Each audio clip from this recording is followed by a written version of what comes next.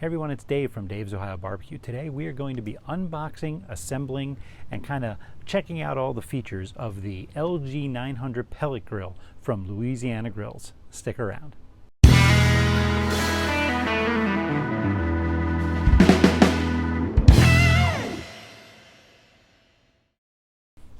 So I've been eyeing this grill for quite some time. Costco started carrying it this season. They usually carry grills from about March till end of June. The LG 900, that basically means it's a little bit over 900 square inches of cooking.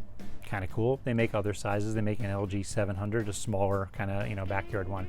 They make bigger ones. They make one that holds a whole hog if you really want to do that. Over 900 square inches, that's a lot of space. I mean, if I probably angle it right, I could probably get 2 briskets on here. That's how big this thing is. So for a large family, it's fantastic. I mean, you might even be able to do groups and stuff. If you're having a bunch of people over, you could do plenty of meat on this thing. Really nice size for the backyard. I like this one. I like the size of it. I like the amount of features that it has for the price. I kept kind of going back and forth. I didn't know if I was going to buy it or not. But right after the 4th of July, they had actually put it on sale. They had sort of like a rebate on it, and I knew the price was too good to pass up. So I decided to get it, add a 5th grill to my arsenal, or as my wife calls it, the final grill. First things first, this thing is heavy. It took 2 guys to get this into the back of my pickup truck, plus me. And it's really seems to be a lot of stuff in this box. Upon opening the box, you can see it's packed in there really securely. Nothing was moving or jostling. It's got these nice, cardboard, strong, reinforced corners. Everything seemed to be perfectly intact. Take off the lid, it pops off, and inside you've got the main chamber, the cook chamber. Open the lid to that, and you can see you've got all the different boxes inside there that have everything in it. One box has the handle, one box has the grates.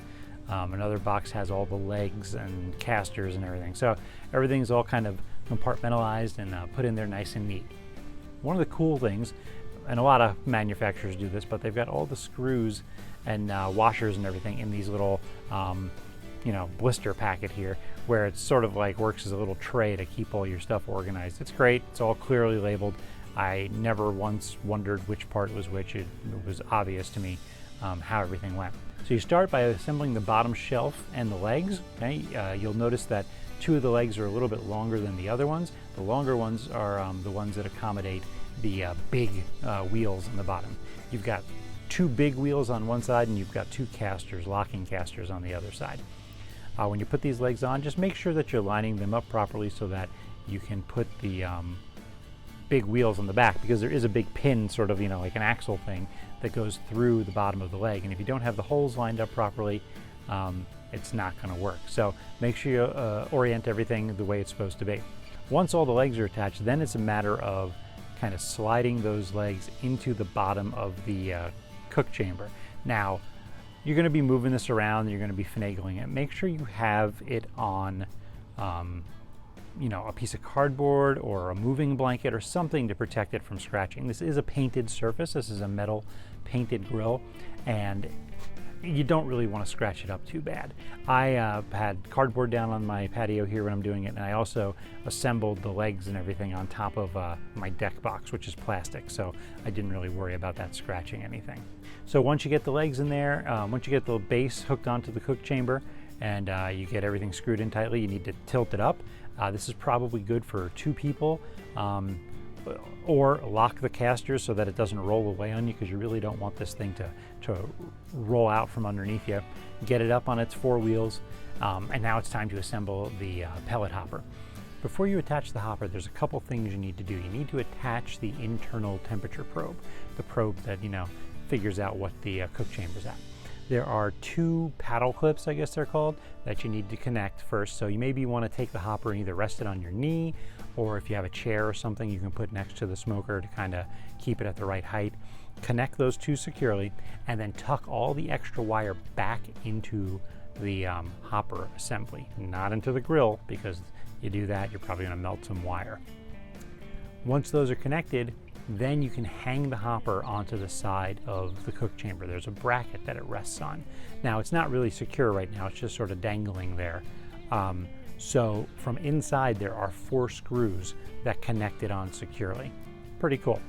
You'll notice that the auger comes through the side, and you also need to take your hand, reach through the cook chamber into the hopper assembly and pull the igniter out. The igniter is this kind of metal looking rod thing that heats up really, really hot. You're going to have to attach that to the bottom of the cook chamber. There are 2 pre-drilled holes and 2 screws that go in there, but the holes are not threaded. So don't wrench down too hard on these screws or you might strip the hole and then you're really going to be in trouble. Just tighten them, firmly, and you should be good. So on top of this box where the igniter is located goes a burn grate.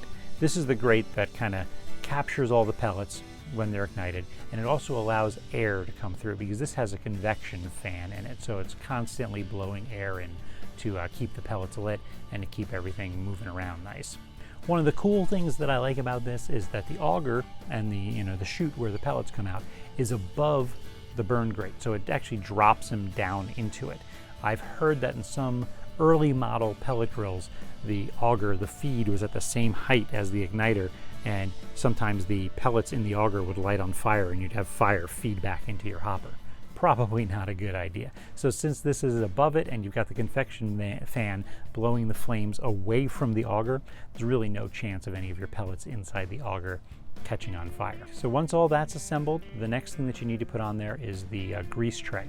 The grease tray is this stainless steel looking metal arch that goes underneath the cooking grates, catches any grease and funnels it down to the grease bucket. And by the way, there's a grease bucket that hangs underneath the smoker and there's a little tube that drips the grease in there. One of the cool things about the grease tray though is there's actually a portion of it that's covered with like a sliding tray, I guess you could call it. And underneath that sliding tray there are slits that allow the flames from the pellets to kind of go directly up to the grates. So if you're cooking a steak and you really want to like char grill it and really get a good sear on it, you can slide this tray open and it'll allow all of the flames to come right up. And if you want to smoke, you close that and then it just keeps the flames down underneath it, and all you get is the smoke and the heat that comes up through the cook chamber. Pretty cool design. On top of that goes the grill grates. They are cast iron, but they're enamel coated. They're nice. They're not overly heavy, but they seem, robust enough that they'll handle anything you can put on them. So that's really cool. And then there's a little tiny tray that goes on top of the smoker as well. The handle attaches with just 2 screws from the backside. One of the things I like about the handle is it's got slits in it so that it allows, air to pass through, so it never really heats up when you're cooking, which is nice. It's a cool touch handle. I like the placement of the temperature probe. If you look, it's at the back here on the grill and it sticks out pretty much right, a couple inches above the grates, which is basically where your food's gonna be. Perfect for taking temperature. That way it's taking the temperature at grate level instead of taking the temperature up at the top or at the bottom. You'll get a more accurate cook that way, and I really like the placement of that. It's well thought out. This also came with a shelf that goes in the front. It's a nice stainless steel shelf. It folds out of the way relatively easy. It seems pretty sturdy. I put some trays and stuff on it and it held it just fine.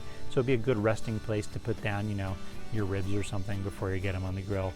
And then when you don't need it, you can fold it out of the way for storage. And it also came with a really nice cover to protect it from the weather. This smoker is made out of painted metal.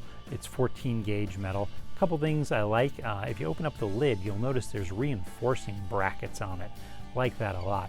I've gone to the big box stores and looked at a lot of pellet grills, and a lot of times you have these really thin, flimsy doors. Like if you grab the sides, you can warp them, and I don't like that at all. This seems to be a lot more robust than some of your other smokers in this price range. Let's take a minute and talk about the control unit that is on this smoker. It has a PID control unit, which means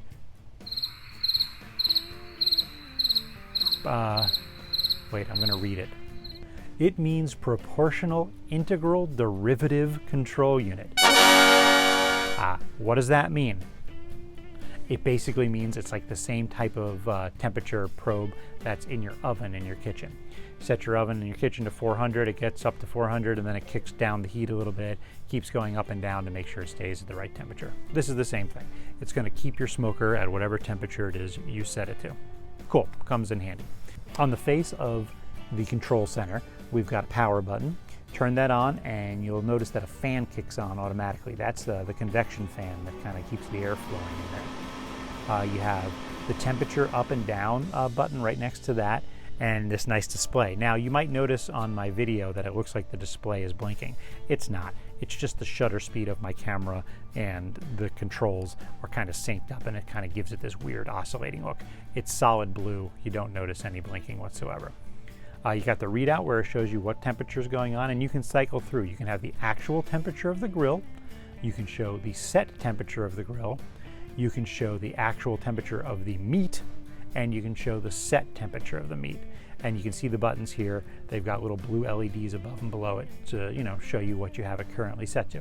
Very easy to use, super intuitive. The thing I like about the meat probe, so you plug the meat probe into the front here, and then there's a little hole on the side that the probe can fit through, and you can, let's say you're cooking a brisket. Stick it into the middle of your brisket, set it to 205 or whatever temperature it is that you want your brisket to be at. Once that meat hits 205, this kicks down into the low warming temperature automatically and just keeps your food warm until you're ready to get it off. It's kind of neat. It's almost like putting it in a cooler. And I mean, there's no wrapping involved, but if you are busy or you're inside preparing other things for dinner and you can't quite get to it right when it hits the temperature, this is foolproof. It's just going to keep it warm until you're able to get out there and get it off the grill. Like that a lot. The other button that's on the control center is the prime button. What this does is it takes a kind of extra boost of pellets and sends it into the auger. Why would you want to do that? Let's say you're opening up the lid of your grill and you're going to move around 6 racks of ribs and change their location and everything. You do that, you're going to let out a bunch of heat. Close the lid, it's going to take a while for that heat to get back up to your desired cooking temperature. By pressing the prime button, it starts sending them as you open up the lid. You move everything around. By the time you close it, all those extra pellets have fallen into the burn pot, and it kind of gets that temperature back up to, let's say, 275 or whatever you're smoking at really quick. Kind of a neat feature. So if you're going to be in there, messing around with stuff, just click the prime button once, go in there, do your thing, close it. Your temperatures will be back up to normal in no time. That'll help save some time in cooking. It's just a neat feature.